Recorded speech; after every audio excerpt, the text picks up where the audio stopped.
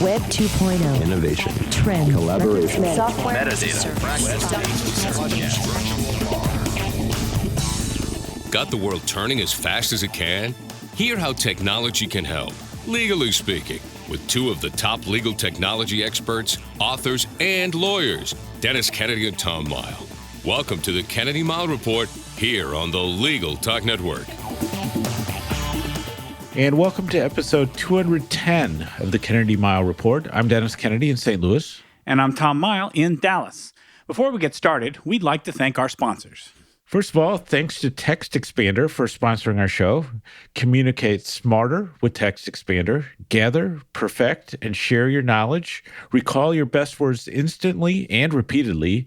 Learn more at textexpander.com/podcast. And we'd also like to thank ServeNow, a nationwide network of trusted, pre-screened process servers. Work with the most professional process servers who have experience with high-volume serves, embrace technology, and understand the litigation process. Visit servenow.com to learn more. In our last episode, we discussed whether you should be ready for Reddit. In this episode, Tom, again, we have a breaking story. Another breaking story. And it's an exclusive that we're able to break. The Kennedy-Mao Report announces the news that the second edition of our book, The Lawyer's Guide to Collaboration Tools and Technologies, is now available in the ABA online bookstore. However, in this episode of the podcast, we decided to dive into some of the practical aspects around the latest Facebook brouhaha and the latest round of people saying that they will now quit Facebook once again, and they really mean it this time. Tom, what's all on our agenda for this episode? Well, Dennis, in this edition of the Kennedy-Mao Report, we will indeed be discussing Facebook, Cambridge Analytica, and the practical steps that you could or should be taking to protect your privacy and your data, no matter what social network you might be using. In our second segment, we're going to make a quick few observations on ABA Tech Show 2018 and the Solid West conferences. And as usual, we'll finish up with our parting shots, that one tip, website, or observation that you can start to use the second that this podcast is over. But first up, Facebook. It was hard to ignore what happened in the past couple of weeks with Facebook because all the news outlets, both print and otherwise and electronic, seem to be completely obsessed with it. In a very brief summary, we'll say that a company called Cambridge Analytica actually was in the news a couple of years ago for demonstrating how well and how successfully it used big data and data about lots of people to successfully advocate on behalf of certain political candidates.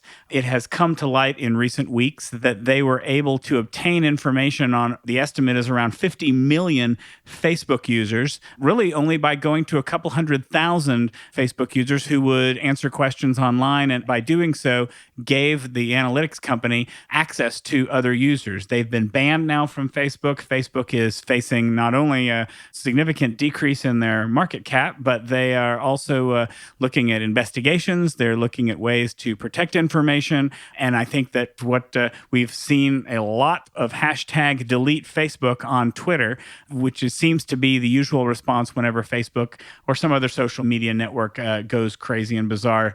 Dennis, why is it that what we're learning about Facebook is really no big surprise to us, but why is it that you never seem to have any sympathy when people discover to their horror that they have revealed all sorts of personal information on social media? Well, I mean, I think in fairness, there have been stories about this kind of stuff forever. Seems like in Facebook, seems like every couple of years that somebody discovers that, they're sharing information in ways they didn't expect, even though most of the times you get asked these days about how you want to share things.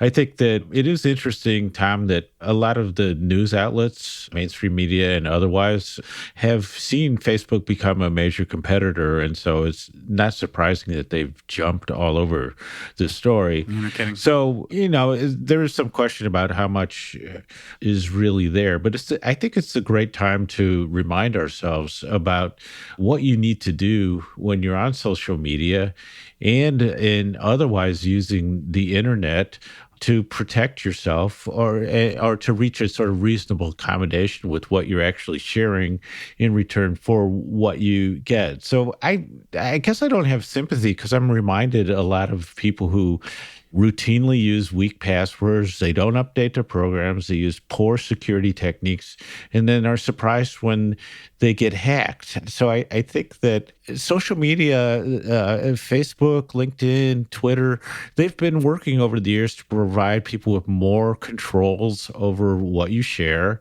how you set things up, how you monitor what's going on. And people just don't seem to to avail themselves of the tools that are there.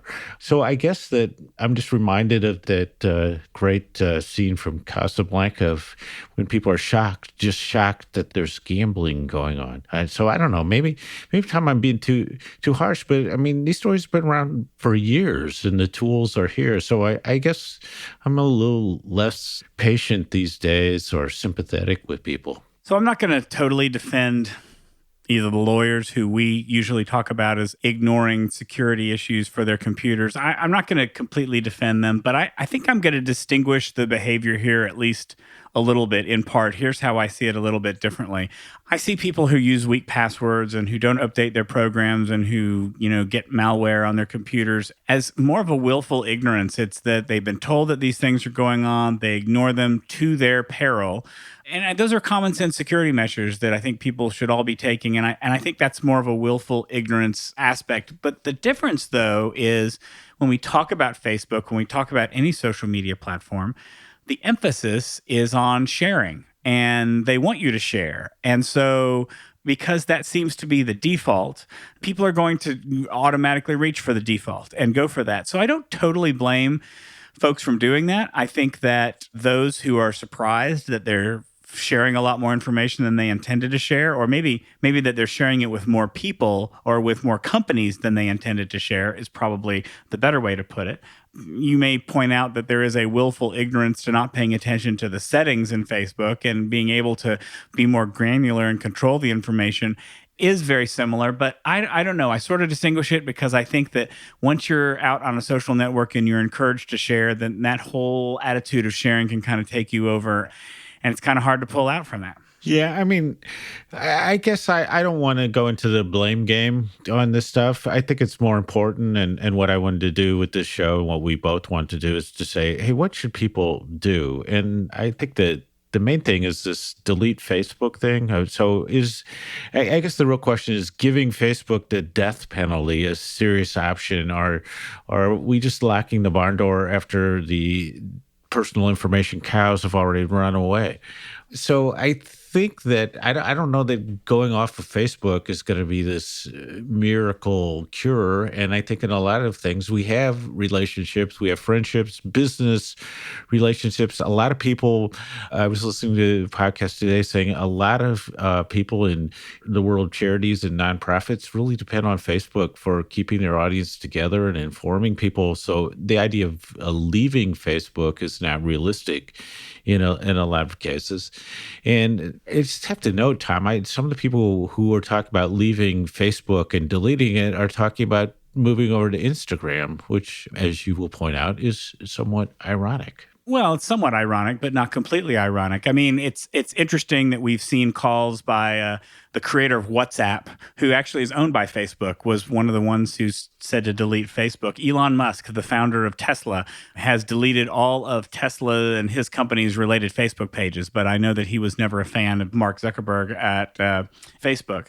But I agree with you. I don't plan on quitting Facebook, although I will say that for people who are probably addicted to social media, and there are lots of people who are like that, maybe taking a break from Facebook isn't a bad idea. Maybe deleting it and seeing how that changes your life in the analog world isn't necessarily a bad idea. But, granted, I was never one of the people who took all those personality quizzes. I may have taken one or two. I may have given information away that I didn't intend to give away. But my primary purpose on Facebook has always been to keep up with what my friends are doing. And if I get rid of Facebook, I lose that channel and that option. There are a lot of friends that I couldn't or wouldn't keep up with otherwise. And as long as Facebook is about that, and I think it's about many different things to many different people, all that have a value. You describe, communities online that wouldn't otherwise have an opportunity to communicate with each other if it weren't for Facebook. So I don't have any plans to quit it anytime soon. I would say, though,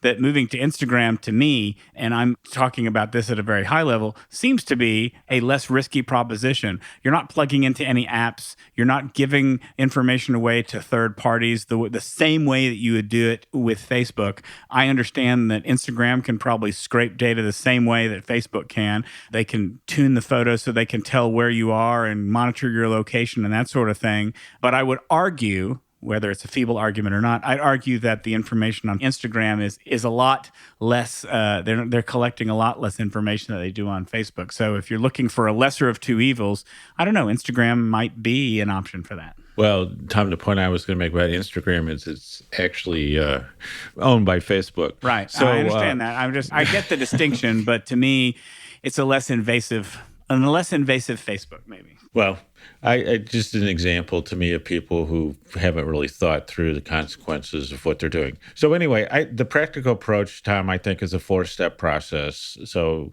1, know what permissions you have given and are giving, first of all. 2nd, understand what is actually being collected about you. 3rd, match the settings to what you want to accomplish, how private you want to be or how public you want to be. And then you can call it be vigilant, or to check those repeatedly, but it's a process. And I think that you do those things, and that applies to all social media, not just Facebook, that you're going to be in pretty good shape. And to me, it's all about the settings. I mean, settings give you tons of power to control many different aspects of your presence on these tools. And so I say if you aren't familiar with the settings and you don't know where to find them, then you actually are the problem. I mean, I think that's part of your problem. I mean, I think that I'm going to go through those. I think are the good practical things to do. Let me go through some of my tips that, some are fairly radical. Some are things you may not want to do. But if your goal is to minimize your footprint on Facebook, here are a couple of things to think about. One is, keep your details sparse. The fewer details in your profile, the less they can learn about you. You can let people know where you work, but do you need to let them know that you started working a certain year? Do you need to let them know that your favorite drink is Coca-Cola? I mean, obviously, if you don't care about that, then it's okay to let them know that. By keeping your activity to a minimum, do you really have to like everything, every single post that you see? Because every like means something to some advertiser that's out there. Do you have to respond maybe to an event that you're not attending? Do you care about that? By being smart about how you respond, that also limits the information that you're providing from them. One of the articles that I read said that maybe one way to keep Facebook from tracking you is to uninstall those mobile apps. I frankly think that takes a lot of the fun out of Facebook, especially if you're going to share the details of your life when you're out of the house. But they certainly can't track you if you're only accessing Facebook from one place in your house. Get out of groups that you don't need anymore. Go and look at the groups you joined. Do you really need to be in all of them? Are there friends that you don't follow anymore, friends that you could, I occasionally go through and I prune out people that I either don't talk to anymore or haven't been close to. And my Facebook group is relatively small. I think we're going to talk about disconnecting the third-party apps in just a minute, so I'll hold that. But one of the actual really interesting tips that I found is that if you've noticed this before, if you go out on the internet, Facebook puts a tracker on your computer so that even when you leave Facebook, it follows where on the web you visit. So, you might go out and search for some new glasses on the internet, and then you come back to Facebook and suddenly there's an ad for Warby Parker glasses right in your feed, and you're wondering why and how did they know that I was searching for glasses on Warby Parker? Well, it's because they're tracking you. One of the ways to deal with this is to go to a website called youradchoices.com, and you can opt out of the advertising tracking on Facebook. There are about 135 other services that will track you. You can opt out of all of them with, I think, one click, frankly, or you can choose the ones that you want to opt out on. The only problem with this is that it works on a browser by browser basis. So if you use multiple browsers or devices to surf the web, unfortunately, you're going to have to run this tool on all of them because it doesn't just know who you are. It just knows how you're accessing the internet. So it's a great tool to stop Facebook from tracking you, but it's a little bit of a pain to have to deal with that. Dennis, did you go through and look at any apps that you had connected to your Facebook account as part of this? Yeah, I did. I step back one step from where you start, Tom. I think all your suggestions are really good, but I'd say go to the settings and just work your way through every single one of them and figure out what the implications are, and then make decisions consistent with your comfort and then the risk benefit equation that you have on Facebook. So yeah, I did look at the apps, and this is the thing that really struck me in some of the things I was reading, where people were saying, I found out I had hundreds of apps accessing my data on Facebook. And when I went into the settings, I saw this, I couldn't believe them because they're, 200, 300, something like that. Well, on mine, I go in there and it's the same number it's always been. There are 4 of them. There are 4 things I explicitly gave access to. I look at that from time to time, and it's just striking to me that people don't pay attention to that. So I think that you want to look at those things, and there are certain things that I know, Tom, you and I have a completely different view of location information. I never give permission for location tracking, even though it causes some inconvenience when I'm traveling.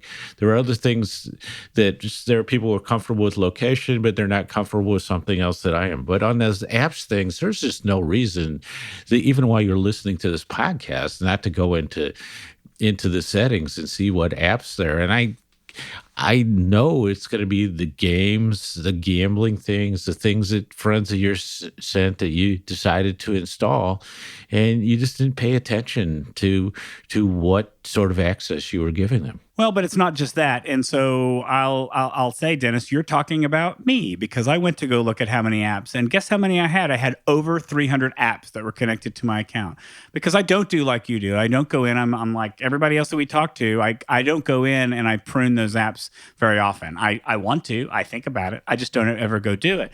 I went in and I pruned them, and I pruned them down to 45 of services that I trust, or at least trust more than the other ones. Most of the things that I pruned are things that I never use. I don't know why I use them. But here's the thing that makes Facebook hard to deal with, which is that Facebook has made itself an indispensable tool all over the internet as being a way to sign in to a particular site. When you don't want to have to create a password, when you don't want to have to worry about logging in, you just click that log in with Facebook and boom, you're in, and it's so simple and it's so convenient. But what it does is it connects that service to your Facebook account. And so that becomes one of the apps that's there. And so that's part of the reason why people have lots of apps. If you don't use that service, you don't have to worry about it. You can have the 3 or 4 apps that are like that. I tend to be one of those people who strive or who go for the convenience rather than trying to get a password. And that doesn't mean that I don't go back later and create a stronger password. It just means that sometimes I want to go faster. But I will say that's an issue, and it's an issue that I've addressed. I probably haven't gotten down to the 3 or 4 that you've got, but I feel a lot better about my apps now that I've cleaned them out. Well, and I think that if you've made the decision to use Facebook, LinkedIn, or Google as a universal identity tool, and there are benefits to that, then your approach is going to change. Tom, I wanted to talk about just quickly 3 things I thought were really important as a way for people to kind of understand what's happening with their own accounts, and advise people to kind of keep up with the stories and sort through what's current, what are corrections, what myths are out there.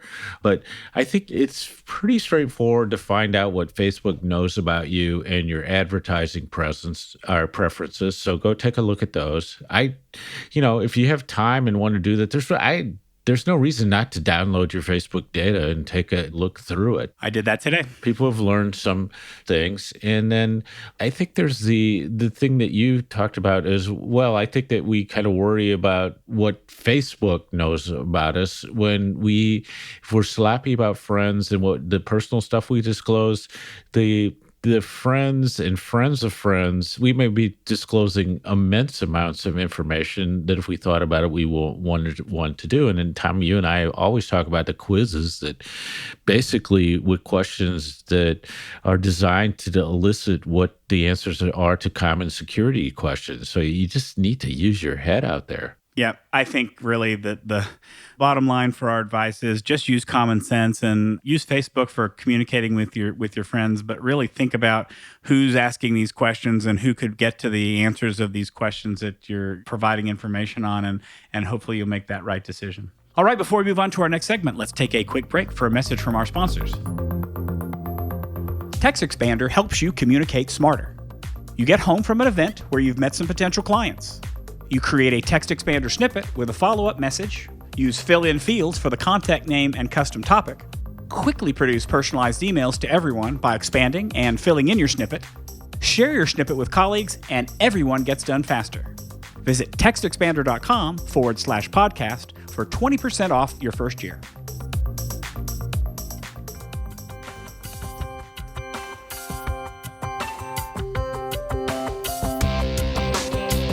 Looking for a process server you can trust? ServeNow.com is a nationwide network of local pre-screened process servers. ServeNow works with the most professional process servers in the industry, connecting your firm with process servers who embrace technology, have experience with high-volume serves, and understand the litigation process and rules of properly effectuating service. Find a pre-screened process server today. Visit www.servenow.com.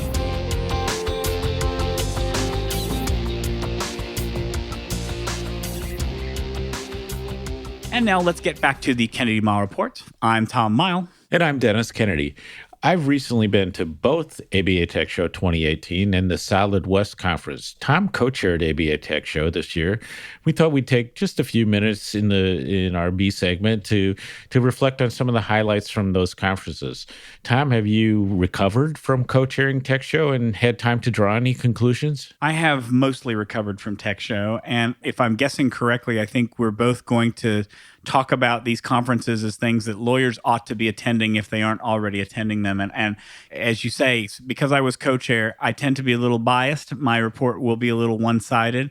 But I do have to say that our first year in a new venue, most of the things that could go wrong when you move to a new venue didn't go wrong. And I would say that the transition was pretty close to flawless. So we got lots of positive feedback. Lots of people enjoyed it. We had a lot more people attending this year than in years past. Here were the highlights for me. One, the vast majority of people I talked to really liked the new Hyatt. Once you got to the conference area, it could take a little while to get there, but once you get there, it was so close to the vendor floor. The vendors pretty much overwhelmingly prefer this vendor space to our old location. I continue to believe that Tech Show is the premier technology conference for most lawyers, but particularly solo and small firm lawyers.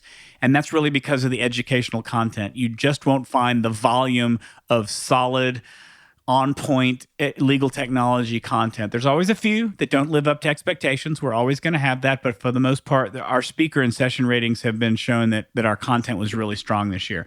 I was especially happy with this year's Startup Alley, where we invite legal tech startups to pitch their product. Last year, we had a good crowd. This year, we had a great crowd. They packed an even bigger room than we had before, learned about some great legal tech startup companies. I will say it again, Tech Show is really about the personal interactions that make this conference so well. I know, Dennis, that you didn't attend a single session, I don't think, and I didn't attend a single session either, except for the ones that I presented in, but I still felt like I got a lot out of it. I think that's how most people feel about Tech Show is. I think you get a lot out of just being there around people who have the same energy and the same desire.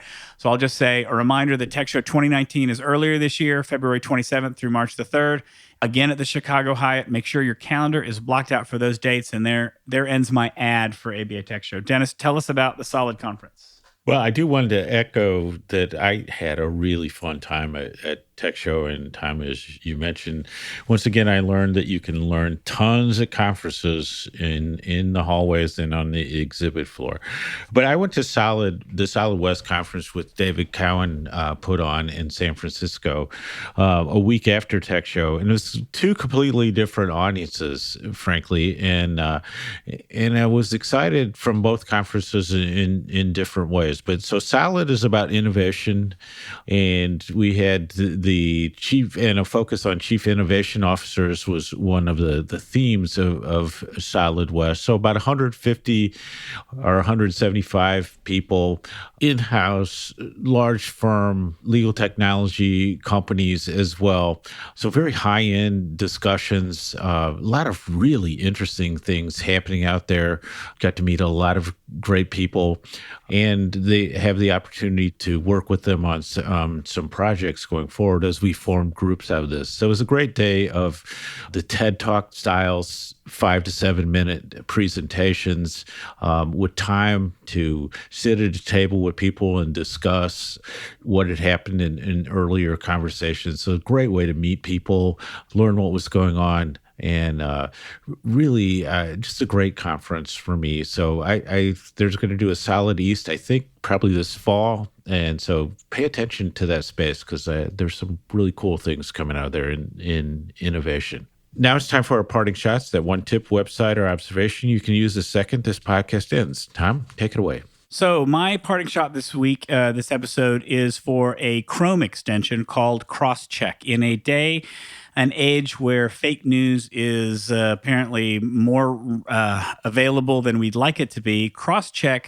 tries to scrape all the news sites that are out there and make sure, and they actually try to check that the news article that you're reading has either been quoted in other places or has validation in other places, or this is just the only place where it's being quoted, in which case you might want to view it with more skepticism. And so it collects news from all over the web, and it compares it. Once you go to a website, it compares the article you're reading to its database, and you click on a button and it will give you its cross-check score. The higher the score, the more likely to be accurate and factual. The lower the score, the more likely to be fake news, or at least inaccurate or wrong. It isn't free. I think you get the first 100 free, and then you've got to pay for it. So I'm not sure about the total utility of this extension. I'm not sure that I will use it for very long, but I like the fact that people are starting to look at ways to make it easy for us to be able to distinguish what's true, what's not true, and I like the direction that a extension like CrossCheck is going. It's at crosscheck.io.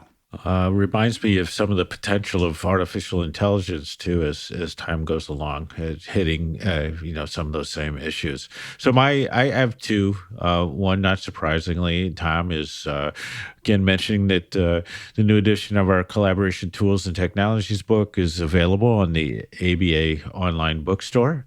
And I also wanted to mention a blog called Snarky Nomad, which is snarkynomad.com. And this is one of these travel sites with a guy who's really into travel, but especially the tools of travel. So, and he's updated his reviews of bags and especially clothing, which is great because I'm really fascinated in all these new travel clothes, which then you can use for non-travel as well. But so there's a lot of good stuff on these great merino wool shirts that I've started to like, travel pants with the extra zippered pockets and really comfortable, fast drying. So really detailed reviews, and you're going to spend money probably after you read some of these reviews, but it's great because he's so thorough, and it's really helpful in identifying some cool things that you probably didn't know existed otherwise. I am already subscribed. So that wraps it up for this edition of the Kennedy Mao Report. Thanks for joining us on the podcast. You can find show notes for this episode at tkmreport.com. If you like what you hear, please subscribe to our podcast in iTunes or on the Legal Talk Network site, where you can find archives of all of our previous podcasts. If you'd like to get in touch with us, you can find us on LinkedIn, on Twitter, or you can call us. Remember, we like your voicemail questions for our B segment. That number again is 720-441-6820. So until the next podcast, I'm Tom Mile. And I'm Dennis Kennedy, and you've been listening to the Kennedy Mao Report, a podcast on legal technology with an internet focus. If you like what you heard today, please rate us in Apple Podcasts. We'll see you next time for another episode of the Kennedy Mao Report on the Legal Talk Network. Thanks for listening to the Kennedy Mao Report. Check out Dennis and Tom's book, The Lawyer's Guide to Collaboration Tools and Technologies, Smart Ways to Work Together, from ABA Books or Amazon. And join us every other week for another edition of the Kennedy Mao Report, only on the Legal Talk Network.